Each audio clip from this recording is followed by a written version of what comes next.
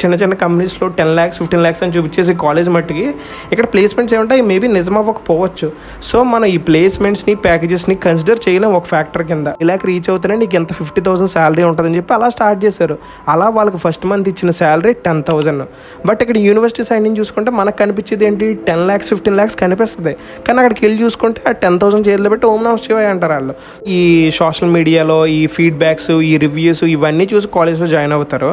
ఈ కాలేజ్ గురించి ఈ రివ్యూస్ గురించి ఇంకా క్లియర్గా చెప్తున్నాను. ఇంటర్మీడియట్ కంప్లీట్ అయిపోయింది, ఇంజనీరింగ్ ఆర్ ఏదో ఒక డిగ్రీ కాలేజ్లో జాయిన్ అవ్వాలనుకుంటున్నావు. నువ్వు దేన్ని బేస్ చేసుకుని కాలేజ్ని సెలెక్ట్ చేసుకుంటావు? నేను చెప్పనా, ప్లేస్మెంట్స్, ప్యాకేజెస్, ఫీ స్ట్రక్చర్, అంతగా కాకపోతే ఎవరో చెప్పిన ఫీడ్బ్యాక్.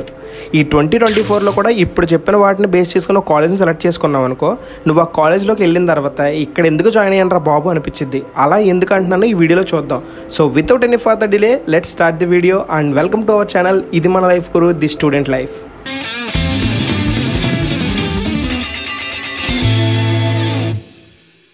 ముందే చెప్తున్నా, ఈ వీడియో మంచి ర్యాంక్స్ గురించో లేదంటే టాప్ కాలేజెస్ మంచి కాలేజెస్ గురించో ఈ వీడియోలో మనం మాట్లాడుకోము. ఈ వీడియోలో కంప్లీట్గా మాట్లాడుకునేది ఫ్యాక్టర్స్ గురించి. మనం ఏ ఫ్యాక్టర్స్ని కన్సిడర్ చేస్తాం, మనం వెళ్ళే ప్రాసెస్ అండ్ కాలేజ్లో కానీ యూనివర్సిటీస్లో కానీ జరిగే హార్ష్ రియాలిటీ ఇదే అని మాట్లాడుకుందామని ఈ వీడియో అయితే చేస్తున్నా.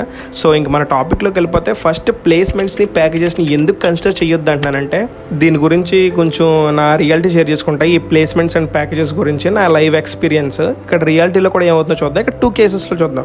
ఫస్ట్ కేసు వచ్చేసి నాకు ఇక్కడ ప్లేస్మెంట్ వచ్చింది. ఈ ప్లేస్మెంట్స్లో నాకు మా యూనివర్సిటీలో ప్లేస్ అయ్యాను. 5 lakhs per annum వచ్చింది, మంచి కంపెనీ. అదొక 3 years వాళ్ళు బాండ్ చూపించారు అండ్ 30 lakh ఇంక్రిమెంట్ చూపించారు వాళ్ళు 3 yearsకి.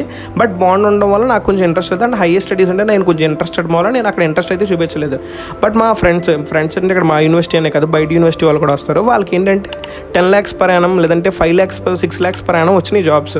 ఆ జాబ్స్ వచ్చినాయి, ఆఫర్ లెటర్స్ వచ్చినాయి, ప్రీ ప్లేస్మెంట్ అంటారు కదా. సో మా క్యాంపస్లోనే రావడం వల్ల ప్రీ ప్లేస్మెంట్ కాబట్టి అంటే 1 semester మేము ఇక్కడ చదవక్కలేకుండా డైరెక్ట్ జాబ్కి వెళ్ళి డైరెక్ట్ ఎగ్జామ్స్ రాయొచ్చు. సో అలా వాళ్ళు ప్రీ ప్లేస్మెంట్కి వెళ్ళారు. అక్కడికి వెళ్ళిన తర్వాత ఏంటంటే వీళ్ళు మనకు చూపించిన శాలరీ 1 lakh కదా. అక్కడికి వెళ్ళిన తర్వాత మంచి రోలే ఇచ్చారు, బిజినెస్ డెవలప్మెంట్ అసోసియేట్ అని. ఒక 15-20 days కొత్త పెళ్లి కొడుకు పెళ్లి కూతురులో చూసి వర్క్ కట్ట తక్కువ ఇచ్చి అంతా బాగానే చేశారు. బట్ ఆ 15 days అయిపోయిన తర్వాత కంప్లీట్గా టార్గెట్ బేస్డ్ వర్క్ చేయమని, లేదంటే ఎంత టార్గెట్ నువ్వు ఒక 5 lakh రీచ్ అవుతానే నీకు ఎంత 50,000 శాలరీ ఉంటుందని చెప్పి అలా స్టార్ట్ చేశారు. అలా వాళ్ళకి ఫస్ట్ మంత్ ఇచ్చిన శాలరీ 10,000. బట్ ఇక్కడ యూనివర్సిటీ సైడ్ నుంచి చూసుకుంటే మనకు కనిపించేది ఏంటి 10 lakhs 15 lakhs కనిపిస్తుంది. కానీ అక్కడికి వెళ్ళి చూసుకుంటే ఆ 10,000 చేతిలో పెట్టి ఓం నమః శివాయ అంటారు వాళ్ళు. సో ఇక్కడ దీన్ని ఇక్కడ ఎల్పీ అని కానీ అదే ఎంత ప్యాకేజెస్ని కానీ ప్లేస్మెంట్స్ కానీ తీసుకుని మనం అందులోకి వెళ్ళలేము. అండ్ ఇంకొకటి కేస్ 2కి వస్తే, నేను ఇదేం ప్రమోషనల్ వీడియో కాదు, నా లైవ్ ఎక్స్పీరియన్స్ ఇది. నేను ఎంబీఏకి వాక్సన్ యూనివర్సిటీని కన్సిడర్ చేసి ఎగ్జామ్ రాసా. సో ఎగ్జామ్లో స్కాలర్షిప్ కూడా వచ్చింది కదని చెప్పి వాక్సన్ యూనివర్సిటీ చూడడానికి వెళ్ళాను. నేను అప్పుడు వెళ్తే అక్కడ అండ్ నా పార్ట్ ఛానల్లో ఒక చిన్న వీడియో కూడా ఉంటుంది, దాని వల్ల వ్లాగ్ కూడా ఉంటుంది. అక్కడ ఏంటంటే ఆ ఎక్స్పోజర్ కానీ కంప్లీట్గా ఫారెన్ ఎక్స్పోజర్ ఉంది, మంచి హైజీన్ ఫుడ్ ఉంది అండ్ మంచి మంచి ఎక్స్పెన్సివ్ ల్యాబ్స్ కూడా ఉన్నాయి.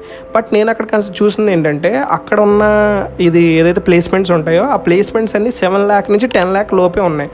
అండ్ వాళ్ళు కూడా ఇన్నోవేటివ్ సైడ్ వెళ్తున్నారు అనమాట. సో అలాంటి యూనివర్సిటీస్ తక్కువ ప్లేస్మెంట్ ఉంటాయి. బట్ ఇలా చిన్న చిన్న కంపెనీస్లో 10 lakhs 15 lakhs అని చూపించేసి కాలేజ్ మట్టికి ఇక్కడ ప్లేస్మెంట్స్ ఏమంటాయి మేబీ నిజం అవ్వకపోవచ్చు.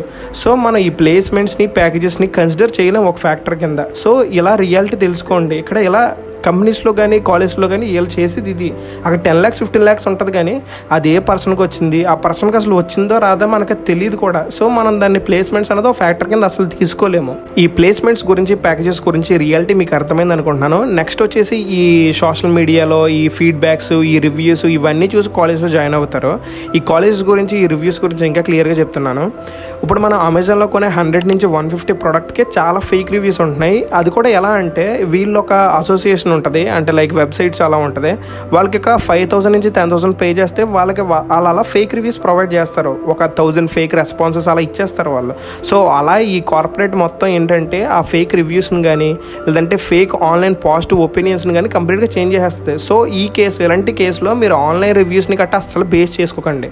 సో ఈ ప్లేస్మెంట్స్ ఈ ప్యాకేజెస్ ఒక ఎత్తు అయితే ఈ రివ్యూస్ ఈ ఆన్లైన్ ఫీడ్బ్యాక్స్ ఇవన్నీ ఒక ఎత్తు. ఈ రెండింటిని మీరు అసలు నమ్మకండి, కన్సిడర్ చేయకండి కూడా. ఇంకా last and final fee structure గురించి మాట్లాడుకుంటే చాలామంది ఒపీనియన్స్ ఎలా ఉంటాయంటే ఎక్కువ ఫీ స్ట్రక్చర్ ఉంటే మనం కట్టలేమేమో అనుకుంటారు, అండ్ తక్కువ ఉంటే ఎడ్యుకేషన్ బాగోదేమో అనుకుంటారు. ఈ రెండు కేసులు ఇప్పుడు మాట్లాడుకుందాం. ఫస్ట్ కేసులో మాట్లాడుకుంటే ఇప్పుడు మా యూనివర్సిటీ ఉంది. ఇక్కడ ఏంటంటే 1 lakh 1.5 lakh పర్ సెమిస్టర్ ఉంటుంది. బట్ ఏంటంటే ఈ 1 lakh 1.5 lakh కొంతమందికి స్పోర్ట్స్ కోటాలో మొత్తం ఫుల్ ఫీజు రియంబర్స్మెంట్ రావచ్చు, అంటే రియంబర్స్మెంట్ కాదు, ఫుల్ ఫీజు మన కన్సెషన్ రావచ్చు. అండ్ కొంతమందికి ఎడ్యుకేషనల్ బ్యాక్గ్రౌండ్ మీద ప్రీవియస్ డిగ్రీ మీద ఒక 60-70%, 75% అబౌవ్ ఉంటే వాళ్ళకు కూడా కన్సెషన్ రావచ్చు. ఒక 30-40,000 వాళ్ళకు కూడా వస్తుంది. సో ఇలా ఈ ప్రైస్ పాయింట్ని మనం మైండ్లో పెట్టుకుని ఎక్కువ కాలేజెస్ పెద్ద కాలేజెస్ ఉంటాయి అని అనుకోకూడదు. సో వాళ్ళతో మాట్లాడుకుని అసలు కన్సెషన్స్ ఏమున్నాయి, ఫ్యాక్టర్స్ ఏమున్నాయి, మనకి ఎంత ఫీజు పే చేసుకోవచ్చు, ఎంత ఫీజు పే చేయాలి, లేదంటే ఎడ్యుకేషన్ లోన్స్ ఏమైనా ఉంటాయి, ఇవన్నీ మాట్లాడుకోవచ్చు.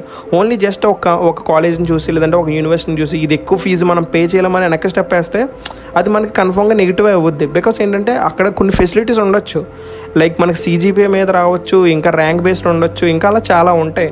సో వాటిని కూడా కన్సిడర్ చేస్తే బెస్ట్. అండ్ సెకండ్ కేసు వచ్చేసి చాలామంది తక్కువ ఫీ స్ట్రక్చర్ ఉంటే కాలేజ్ బాగుండదేమో, ఎడ్యుకేషన్ బాగోదేమో అనుకుంటారు. నేను ఇక్కడ మళ్ళీ ఇంపర్సనల్గా ఏం చెప్పట్లేదు. నాకు విజయవాడలో నేను ఒక 2-3 ఈవెంట్స్కి వెళ్ళా. ఇక్కడ VR సిద్ధార్థ, PVR సిద్ధార్థ నాకు కరెక్ట్గా ఐడియా లేదు. ఆ సిద్ధార్థ కాలేజెస్లో ఇంజనీరింగ్ కాలేజెస్ కొంచెం ఫీజు తక్కువే, అంటే యూనివర్సిటీతో కంపేర్ చేస్తే కొంచెం ఫీజు పర్లేదు. అలా అని చెప్పి అక్కడ ఎడ్యుకేషన్ బాగోదని చెప్పలేను, ఎందుకంటే అక్కడ వాళ్ళు కండక్ట్ చేసే ఆ ఈవెంట్స్ కానీ అవన్నీ చాలా బాగుంటాయి, వాళ్ళు ఆర్గనైజ్ చేసే విధానం కానీ నేను చూసాను కాబట్టి చెప్తున్నా. సో అలా ఆ పాయింట్లో VR సిద్ధార్థ ది బెస్ట్. ఇంకా సో ఈ పాయింట్లో ఏది కేస్ 1 కేస్ 2లో తీసుకున్నట్టు అదే తక్కువ ఫీజు లేదంటే ఎక్కువ ఫీజులు తీసుకున్నట్టు అలా కూడా మనం ఫీజు బట్టి కాలేజ్ని అయితే అసలు డిసైడ్ చేయలేము. సో ఇది గైస్ నేను మాట్లాడదాం అనుకున్న 3 పాయింట్స్ అయితే, అంటే ఈ ఫీ స్ట్రక్చర్ కానీ ప్యాకేజెస్ గురించి కానీ. తప్పలేదు, నేను కూడా మీ ఏజ్లో ఉన్నప్పుడు ఇలాగే ఇవి కన్సిడర్ చేసే ఒక కాలేజ్ని సెలెక్ట్ చేసుకునేవాడిని. బట్ ఏంటంటే మన ఛానల్లో ఒక 40-50 వరకు కొత్త సబ్స్క్రైబర్స్ ఉన్నారు. వాళ్ళు ఏంటంటే ఇప్పుడే కాలేజ్లో కానీ ఈ యూనివర్సిటీలో కానీ జాయిన్ అవుతున్నారు. సో ఈ వీడియో వాళ్ళకి యూజ్ అవుద్ది అనిపించి నేను ఎంత డీటెయిల్గా సర్లే ఇది చెప్దాము, మనం ఫేస్ చేసినాయి కదా వాళ్ళు కూడా ఫేస్ చేసుకోకుండా ఉంటారని చెప్పి ఈ వీడియో చేస్తున్నా. ఇఫ్ మీ ఫ్రెండ్స్లో కూడా ఎవరైనా కొత్తగా కాలేజ్లో జాయిన్ అవుతుంటే ఇవి కన్సిడర్ చేయకండి అని చెప్పి ఈ వీడియో అయితే వాళ్ళకి షేర్ చేయండి. అండ్ దాంతోపాటుగా నీకేంటి బ్రో ఇవన్నీ బాగానే చెప్పేసావు, ఇప్పుడు యూనివర్సిటీలో ఇది ఎలా కన్సిడర్ చేయాలి అంటే అంతే, కన్సిడర్ చేయకుండా ఫ్యాక్టర్స్ చెప్పు. బట్ మనకి ఇష్టమైన యూనివర్సిటీ, మనకు సూట్ అయ్యే యూనివర్సిటీ ఎలా చూస్ చేసుకోవాలంటే అది నీ ఇంట్రెస్ట్ బట్టి. నువ్వు కంప్లీట్గా జాబ్ బేస్డ్ వెళ్తానంటే జాబ్ బేస్డ్ యూనివర్సిటీని సెలెక్ట్ చేసుకోండి. అంటే ఇప్పుడు ఏ యూనివర్సిటీ అన్నా స్టూడెంట్స్ కొంతమంది ఇంట్రాక్ట్ అయ్యే వాళ్ళు కొంతమంది ఉంటారు. నువ్వు ఆ యూనివర్సిటీకి వెళ్ళి ఆ యూనివర్సిటీని చూసుకుని ఆ స్టూడెంట్స్తో మాట్లాడవచ్చు. ఆ మాట్లాడి మీ యూనివర్సిటీలో ఈ స్పెషలైజేషన్ ఉందా, లేదంటే నాకు ఇది ఇంట్రెస్ట్ అయ్యింది ఉందా, లేదంటే మేము స్టార్టప్ సైడ్ వెళ్దాం అనుకుంటున్నాం, సో స్టార్టప్ని మీరు ఎలా సపోర్ట్ చేస్తారా. నేను ఎందుకు ఇదంతా చెప్తున్నానంటే ఇప్పుడు మన ఈ ఏజ్ ఏదైతే ఉందో ఈ స్టూడెంట్ లైఫ్లో ఇక్కడ మనం ఏదైనా చేయొచ్చు, కెరీర్ బిల్డ్ చేసుకోవచ్చు, బాగా మంచిగా ఏదైనా ఎక్స్పెరిమెంట్స్ చేయొచ్చు. నువ్వేం చేయాలనుకుంటే ఏదైనా బిజినెస్ స్టార్ట్ చేయాలనుకుంటే స్టార్ట్ చేయొచ్చు. నీకు అంతగా కాకపోతే యూనివర్సిటీ సైడ్ ఇక్కడ యూనివర్సిటీ ఆర్ కాలేజ్ మ్యాటర్ కాదు, నువ్వేం చేద్దాం అనుకున్న అదే మ్యాటర్. ఇక్కడ నువ్వు స్టార్టప్ చేద్దాం అనుకుంటే బయట మన గవర్నమెంట్ సపోర్ట్ చేయదు, మన గవర్నమెంట్ ఇవన్నీ అవ్వదు అనుకుంటే సెంట్రల్ గవర్నమెంట్ లెవెల్కి వెళ్ళాలని నువ్వు ఏదైనా చేయొచ్చు. సో ఈ కెరియర్ పార్ట్ని ఒక బెస్ట్ కాలేజెస్లో పెట్టుకో. నువ్వు నీకు ఇంట్రెస్ట్ ఏది ఉంటే అది, అంటే ఇక్కడ కానీ నువ్వు మళ్ళీ జాబ్కి వెళ్తాను ప్లేస్మెంట్స్కి వెళ్తానని కాదు, నీకు అక్కడ ఏది ఇంట్రెస్ట్ ఉంటుందో దాన్ని బేస్ చేసుకుని నువ్వు ఆ కాలేజెస్ని చూసుకో. ఇన్నోవేషన్ సైడ్ చూడు, లేదంటే ఇంక్యుబేషన్ సెంటర్స్ ఉన్నాయి లేదా కాలేజ్లో, టెక్నాలజీని చూడు. అలా ప్రతిదీ కన్సిడర్ చేసుకుని ఒక కాలేజ్ని సెలెక్ట్ చేసుకోండి. అప్పుడు మీకు ఆ కాలేజ్లో జాయిన్ అయిన తర్వాత రిగ్రెట్ ఫీల్ అవ్వరు. ఓకే పర్లేదు, నేను ఈ కాలేజ్లో ఇది ఉంది, ఇక్కడ ప్లేస్మెంట్స్ రాకపోయినా నేను స్టార్టప్కి వెళ్ళిపోతాను, నాకు స్టార్టప్ మీద కాన్ఫిడెన్స్ ఉంది అనుకుని దాన్ని బేస్ చేసుకుని కాలేజ్ సెలెక్ట్ చేసుకోండి. సో వాటిని కన్సిడర్ చేసుకుని ఇప్పుడు కొంచెం ఈ కాలేజ్లో కానీ యూనివర్సిటీలో కానీ జాయిన్ అయిన తర్వాత ఎందుకు జాయిన్ అయ్యాను రా బాబు అన్న ఫీలింగ్ లేకుండా బాగుంటుంది అనమాట. అండ్ ఇది ఒక చిన్న రిక్వెస్ట్, ఫైనల్ ఇయర్స్ కానీ లేదంటే వేరే యూనివర్సిటీస్ ఆర్ కాలేజ్లో ఉన్న వాళ్ళు మీ కాలేజ్ గురించి ఏమన్నా ఒపీనియన్ షేర్ చేసుకుందాం అనుకుంటే తప్పకుండా కింద కాలేజ్ని మెన్షన్ చేసి ఆ ఒపీనియన్స్ అయితే షేర్ చేసుకోండి. అది చాలామంది స్టూడెంట్స్కి యూజ్ అవుతుంది. ఏదో కామెంట్స్ చేస్తే నాకు రీచ్ వచ్చేది అన్న టైప్లో మాట్లాడట్లేదు. బట్ కాలేజ్లో జాయిన్ అవ్వాలి, ఆ కాలేజ్ గురించి రియల్గా తెలుసుకోవాలి అనుకున్న వాళ్ళు ఆ కాలేజ్ గురించి అక్కడ మెన్షన్ చేసి మాట్లాడితే వాళ్ళు చూస్తేనే తెలుసుకుంటారు.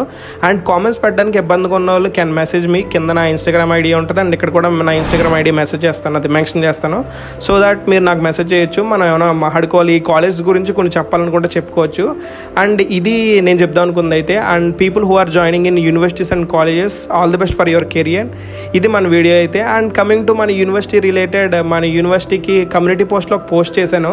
మీకు ఎలాంటి డౌట్స్ ఉన్నా లేదంటే నెక్స్ట్ వీడియోలో ఏం కావాలనుకుంటున్నారని చెప్పి చాలామంది కింద కామెంట్ సెక్షన్లో అయితే అడిగారు.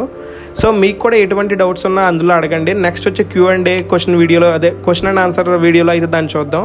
And see you guys in the next video. Thanks for watching. ఈ వీడియో నచ్చింది అనుకుంటున్నా. నచ్చితే please don't forget to like, share and subscribe. See you guys in the next video. Thanks for watching. Bye bye now.